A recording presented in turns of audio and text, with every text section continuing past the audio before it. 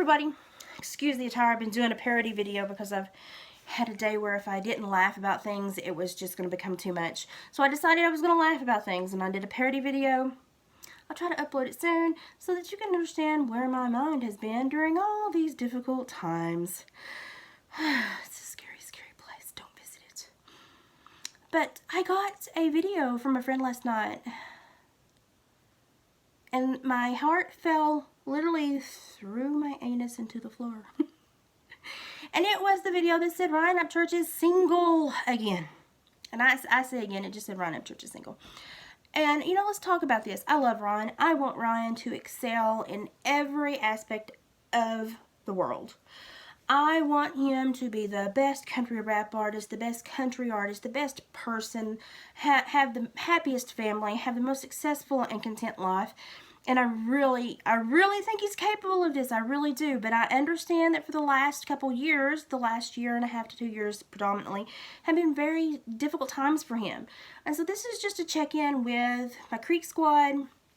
And potentially, if Ryan checks this out, that would be great too. I'm going to talk about the video that he did the other day and just address some issues. I feel like I'm just showing all y'all reverse butt crack for days. Sorry. I do have a shirt on. It's a tank top. So that's okay. Sorry. You know, I just had my mom in the back of my head going, "You look naughty." So we had to stop that. But let's talk about this for a minute. Now listen, I immediately responded to Ryan's breakdown that he had a little over a year ago with Katie. Because when I saw the breakdown, I really thought he was going to hurt himself or somebody else. I thought he was going to make a rash decision that was going to be full of poor choices and ineffective ways to resolve the issue. And so I responded because I wanted him to open up and see the strings that had been pulled to get him to that specific place, and to understand how to not let those strings be pulled ever again. And so that's why I did my initial Upchurch video, which was like 40,000 plus views. It was great. It was a great response, mostly positive. You know, there are going to be people in every society that we just have to tolerate, and there's a few out there, but I met a great family, my Creeksquad family. And while my health doesn't allow me to post a lot, when I do post, you all really show a lot of love. So when I saw the video, I was like, oh man, if I had seen this and not had the information with it, I would have immediately known something was wrong. Why? Well, there were some behaviors that stood out. Number one, the car vlogs are always the deep and existential crisis vlogs.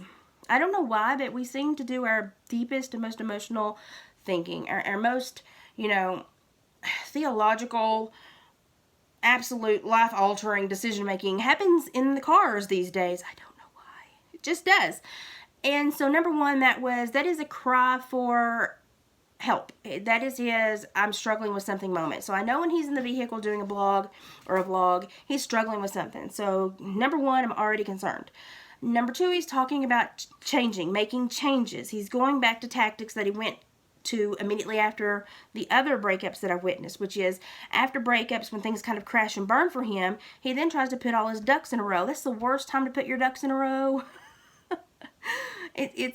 We understand what you're doing. You're trying to make amends and feel better and regain control. But what you're doing is self-soothing. And what you need to do is learn to self-soothe before you crash and burn, so you don't have to put your ducks in a row, so that you can just go, hello, and they get in a row before you crash and burn.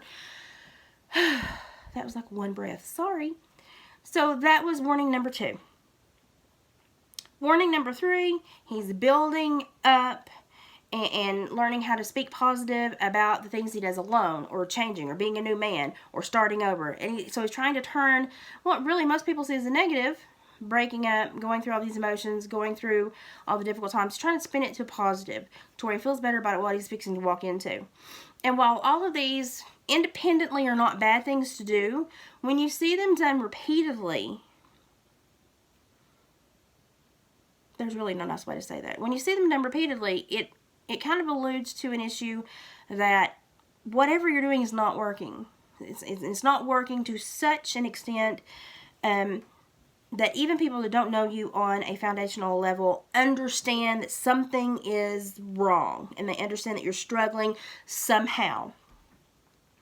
So even if the video had not said, you know, that he was single, I would have immediately been like, okay, well, we've got trauma in romance land again. Because that seems to be the area in which he struggles the most. And you know, there's no fault to it. It's just some people struggle in an area, and with fame and the stressors that come with fame and the worries about the people that want to acclimate towards you when you're famous, of course there's going to be more stress when you're famous and you're trying to create a relationship.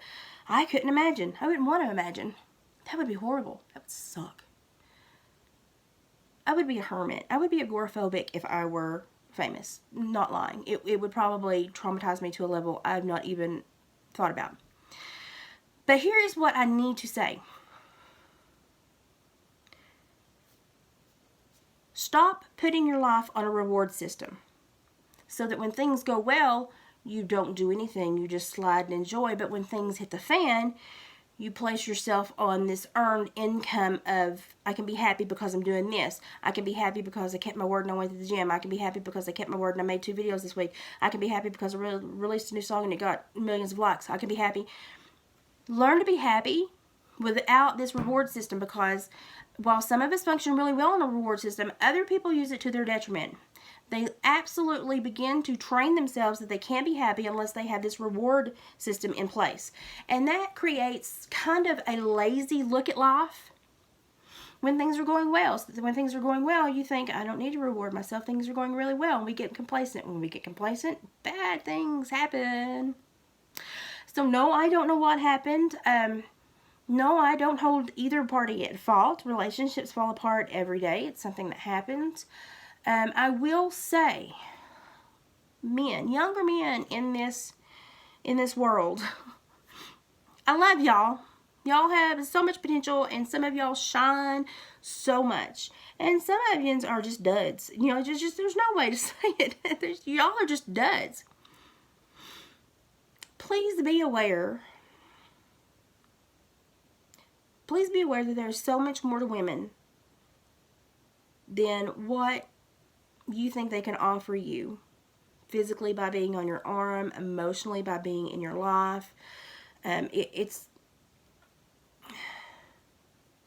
a complete, entire other human being with all the same worries, issues, and concerns, and emotions, and travesties, and celebrations, and you know, life is a mess, and that's a whole other complete mess. And love is not a picture stamp postcard. It is not a pretty view of life edited out. Love is work. Love is hard work. Love is commitment beyond anything you've ever even thought about labeling commitment before. Love is knee-deep in crap and still wanting to trudge through it to make it to that other person, because without that other person, life shines less brightly. So whatever is going on, reward yourself all the time or none of the time. But don't train yourself to reward yourself after crashes and burns in life. And then you will almost train yourself to crash and burn so that you can have a reward system. Learn to deal with things head on immediately. Learn to take things slow. Falling in love should not be like tripping into a ditch line. It should be like scaling a steep mountainside, you know, down to the safety, you know, of a rock ledge in a storm. That should be the hike into love. Very aware, understanding that you're in danger and it could potentially go wrong, but you see safety if you put your best foot forward. And realize that, you know, you don't have anything to prove to anybody but yourself. People that are your fans are going to remain your fans. People that are not your fans are going to pick you apart. You can't let either group rule how you see yourself. But there are 2 things that I used to tell my parolees when I supervised violent offenders. Women are Satan incarnate. Ladies, own it. We are. There's no way you can say we're not. We are Satan incarnate. And men, you're never going to find a lady if you're looking for a bitch in heat. 2 of my best tidbits of information. So I hope things perk up. I hope things start to go better. But I see some, you know, we're trying to catch second, but the clutch is burnt. And I wish I could do more. I wish I could be somebody that could provide a little bit of aid in possibly obtaining resources to where he could possibly overcome some of the deficits that I see in the relationship component. And, yeah, I'm trained and educated in this, but, I screwed up a first marriage too. So, we're all wearing a dunce cap at some point in life. But I am trained to see this, and I do see, some warning signs. And I see some easy things that could be applied or woven into life to make circumstances better. And this time my heart broke, but not really all for Ryan. It broke for all three, because all three had formed a safety unit for that little girl. And now I know that she's realizing that's gone. And to realize that life can change so drastically, so quickly, and completely out of your control is difficult on small children. And so that is who I'm mourning for and concerned for at this point. It's got to get better, right? It's got to get better. We've got to get better. We've got to do better. And if you're giving yourself the same pep talk 2 and 3 and 4 times a year, it's not working. Let's change the pep talk. Let's take pep talks out of the equation, and let's do consistent daily check-ins and consistent daily work. And let's stop trying to pump up other people in order to motivate ourselves. Screw other people. Let's work on us. Mama Liz, out.